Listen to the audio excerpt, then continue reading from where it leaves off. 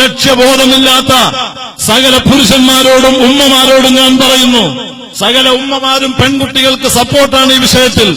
അന്യ ആൺകുട്ടികളുമായിട്ട് പ്രണയം നിലനിർത്താൻ വേണ്ടി കോണി വെച്ചു കൊടുക്കുന്ന ഉമ്മമാരുടെ ജീവിതം വർദ്ധിച്ച സമയമാണ്. അതുകൊണ്ട് ഉമ്മമാരെ, വ്യഭിചാരം വളരെ നിന്ദ്യമാണ് കേട്ടോ, വളരെ മലീമസമാണ് കേട്ടോ. എപ്പോഴും പറയാറുള്ളത് പോലെ ഞാൻ ശക്തമായ ഭാഷയിൽ പറയുകയാണ്. അല്ലാഹുവിന്റെ ഖുർആൻ അത് വളരെ താക്കീതോടുകൂടെ ഓർമ്മപ്പെടുത്തിയിട്ടുണ്ട്. വലാ തഖറബു സിന ഇന്നഹു കാന ഫാഹിഷ. വ്യഭിചാരത്തിലേക്ക് നിങ്ങൾ അടുക്കരുത്, അത് വളരെ നിന്ദ്യമാണ്, അത് വളരെ മോശമാണ്, അത് മാന്യന്മാർക്ക് പറ്റിയ പണിയല്ലെന്ന് പറഞ്ഞ പരിശുദ്ധ ഖുർആന്റെ ഏറ്റവും വലിയ മുഫസ്സിർ കൂടിയായ ഹബീബായ തങ്ങൾ പറഞ്ഞത്, ലാ യസ്നി സാനി ഹിന യസ്നി വഹുവ മുഅ്മിൻ. ഒരു വ്യഭിചാരി ആ വിഷയത്തിൽ അന്യ സ്ത്രീ പുരുഷ ദർശനം കണ്ണുകൊണ്ടുള്ള വ്യഭിചാരമാണ്, കൈകൊണ്ടുള്ള വ്യഭിചാരമാണ്. അന്യ സ്ത്രീ പുരുഷ സ്പർശനം, പിടുത്തം, കൽബുകൊണ്ട് ചിന്ത, കാലുകൊണ്ട് നടത്തം, കാതുകൊണ്ട് കേൾവി. ഇങ്ങനെ ഈമാനില്ലാത്തവന്റെ അമൽ മഖ്ബൂലാകുമോ? ഈമാനില്ലാത്തവന്റെ അമൽ സ്വീകാര്യമാണോ? ഈമാനില്ലാത്തവൻ അല്ലാഹു കബൂലാക്കുമോ? ഇത് ഉപ്പാപ്പ റസൂലുള്ളാഹിന്റെ ദീന്. ഇത് നീ പ്രണയം നടിച്ചിട്ട് ഈ ദീനിനെ നീ കളങ്കപ്പെടുത്തിയാൽ നിന്നെ പിടിക്കുന്നൊരു സമയമുണ്ട്. ദുനിയാവിൽ നിന്നെ പാഠം പഠിപ്പിച്ചിട്ട് ഖബർക്ക് അങ്ങോട്ട് കൊണ്ടുപോകും. വളരെ സൂക്ഷിച്ചോ. ഇന്ന് പ്രമാണിമാര് ദീനീ വിഷയത്തിൽ നേതൃത്വം നൽകുന്ന ആളുകൾ വരെ ഒരു പെണ്ണിന് സ്വന്തം മകളുണ്ടായിട്ട് ആ മകൾക്ക് വേണ്ടി ഒരു ചെറുക്കനെ നോക്കിവെച്ചാൽ നിക്കാഹ് നടക്കുന്നത് വർഷങ്ങൾ കഴിഞ്ഞിട്ടാകും, മാസങ്ങൾ കഴിഞ്ഞിട്ടാകും, ദിവസങ്ങൾ കഴിഞ്ഞിട്ടാകും. ഹലാലാകുന്നത് ഈ ഹലാലിന്റെ ബന്ധം വരുന്നതിന്റെ മുമ്പ് തന്നെ ഇവന്റെ മൊബൈൽ സ്വീകരിക്കാനും അവനുമായി സർക്കിറ്റ് അടിക്കാനും അനുവാദം കൊടുക്കുന്ന ഇസ്ലാമിന്റെ പേരിൽ പ്രവർത്തിക്കുന്ന എത്ര പ്രമാണിമാരുണ്ട്. അള്ളാഹു നിന്നെ വെറുതെ വിടൂല.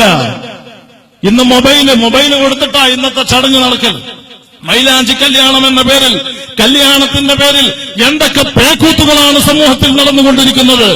ഇപ്പൊ കാസർഗോഡുള്ള ഒരു പ്രത്യേക കല്യാണമാണത്രേ മഞ്ഞ കല്യാണം. എവിടെ നിന്ന് കിട്ടിയതാണോ നിനക്കിത്?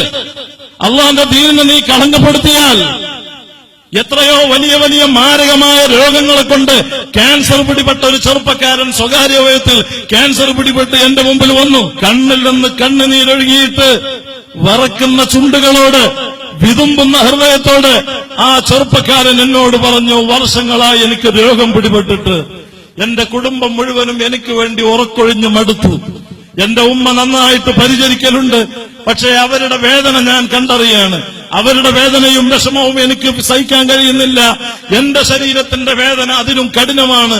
ഒരു മുറുക്ക് വെള്ളം ചുണ്ടുണങ്ങി ദാഹം കൊണ്ട് ഞാൻ കുടിച്ചാൽ വയറ്റിൽ വെള്ളമെത്തിയാൽ ഉടൻ തന്നെ പുറത്തേക്ക് ഛർദിക്കും. എനിക്ക് രാത്രി കിടന്നാൽ ഉറക്കില്ല, ചുമ വന്നാൽ ചുമ നിൽക്കൂല, രാത്രിയായാൽ ശക്തമായ പനി വന്നിട്ട് ശരീരം മുഴുവനും വറക്കും. ഞാനൊരു വല്ലാത്ത നിലക്ക് വലിയ വിഷമത്തിലാണ്. അതുകൊണ്ട് ഞാൻ മരിക്കാൻ എന്തു ചെയ്യണം? എനിക്ക് ഈമാനോടെ മരിക്കാൻ ദ്വാരക്കണമെന്ന് കരഞ്ഞു പറഞ്ഞ ചെറുപ്പക്കാരന്റെ അവസ്ഥ സാധുവായി എനിക്കറിയാൻ പറ്റുമെങ്കിൽ ഇതുപോലെ ആയിരങ്ങളുടെ വേദനിക്കുന്ന വിഷയങ്ങൾ ഉൾക്കൊണ്ടുകൊണ്ട് ഞാൻ പറയാണ്, ഓ മുസ്ലിം ചെറുപ്പക്കാരെ, ചെറുപ്പക്കാരികളെ, നിങ്ങൾക്ക് അള്ളാഹു ശരീരത്തിന് കുറച്ച് ആഫിയത്ത് തന്നപ്പോ, സമ്പത്തിന് കുറച്ച് ബറക്കത്ത് തന്നപ്പോ നീ അള്ളാഹനെ മറന്നിട്ട്, ഹബീബായ തങ്ങളെ മറന്നിട്ട് ഈ ദീനിനെ കളങ്കപ്പെടുത്താൻ നോക്കുകയാണോ?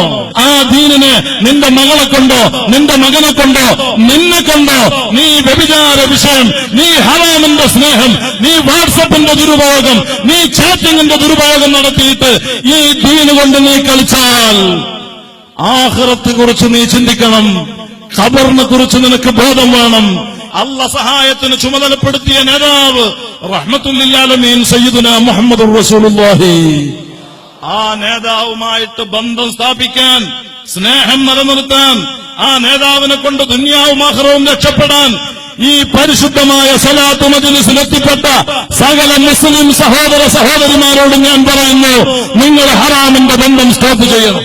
ഒരു പുതിയ ആശയത്തിലും പെടണ്ട, ഒരു സിനയുടെ ബന്ധത്തിലും, ഒരു പട്ടുറുമാലും വേണ്ട, ഒരു മാപ്പിളപ്പാട്ടും വേണ്ട, ഒരു സിനിമയും വേണ്ട, ഒരു സീരിയലും വേണ്ട, ഒരു ബ്ലൂ ഫിലിമും വേണ്ട.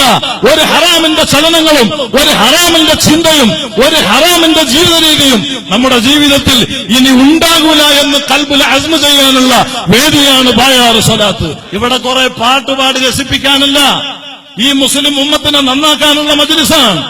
അല്ലാഹു കബൂലാക്കി തരട്ടെ.